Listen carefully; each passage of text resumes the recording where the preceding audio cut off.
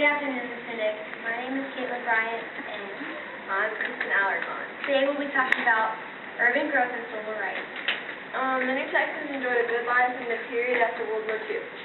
However, some Texans did not have equal opportunities to find good jobs and housing. The minor resistance took action and fought for equality.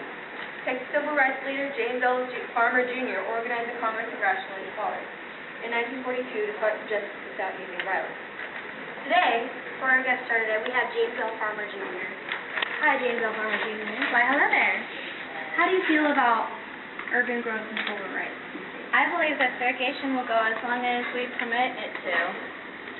We must, words are not enough. There must be action. We must withhold our support and participate from the institution of segregation in every area of American life as a coordinated movement of mass non-cooperation. Thank you, James L. Farmer You're Jr. welcome. Have a nice day.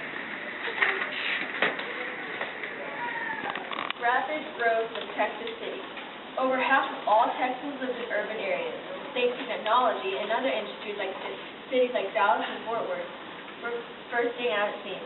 In 1948, Houston was one of the fastest growing cities in the United States. The growth of suburbs, then and now. In the 1950s were a time of prosperity for many Texans. Rows and rows of houses were being built outside large cities. Suburban communities built their new homes with dishwashers, electric refrigerators, washers and dryers, televisions, and record players. Their garages held new cars and automobiles. Schools and shopping centers sprouted up to fill their needs. For these mostly Anglo, middle-class Texans, life in the suburbs was the fulfillment of American dreams. Today, Texas suburbs are continuing to expand. Houses are larger and closer together to accommodate all the new Texans. Suburbs in places such as Arlington are nearly as large as the cities they serve. Some suburban communities have gates to keep out outsiders. Later on, we will have an interview with an actual constructor. And now the growth of suburbs. As Texas cities is growing, so are families living in them. Along with the nation's healthy economy created the baby boom in the United States. From 1946 to 1964, the number of the U.S. families with 3 to 4 children grew dramatically. Growing families left small houses in the city and moved to larger houses outside of town. The GI Bill, which helped American veterans pay for education and other expenses, offered low-cost home loans to veterans and $2,000 toward the purchase of a new home. Suburban families wanted schools and shopping centers closer to home. Soon, many schools, stores, restaurants, and movie theaters moved in the Texas suburbs. Coming up next, growing population, growing problems. Baby boom. The sudden increase of births in the United States before World War II. Growing populations, growing problems. For many, suburban life was the realization of the American dream. However, life is often less pleasant for those left behind in Texas cities. Typically, only people with good jobs can afford to move to the suburbs. This left the poor people living in the inner city. Because the urban poor paid little in taxes, city services began to suffer. Fewer trained police officers could be kept on payroll, and city crime rate soared. Trash collection and sewer services often were unable to meet their needs. Polluted water in area cities and industrial areas became a health threat to many. Coming up next, reforming public education. Reforming public education.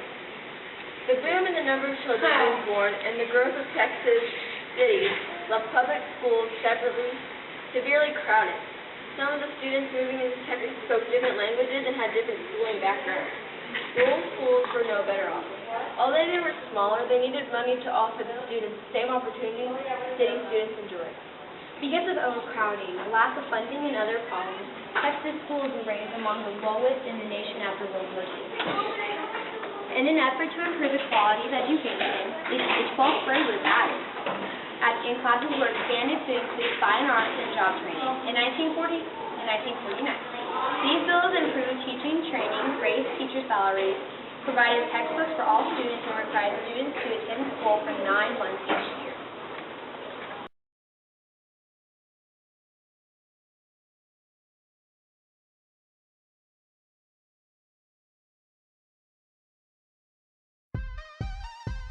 Gotta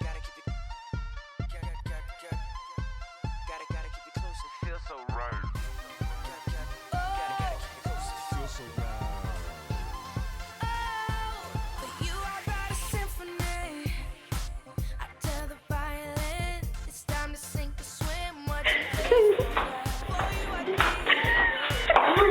Go Caitlin! Go Caitlin!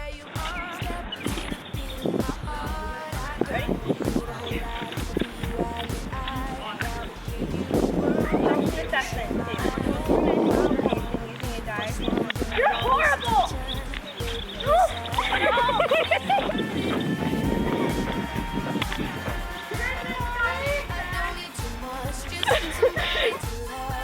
Growing population, growing costs. For many suburban lives,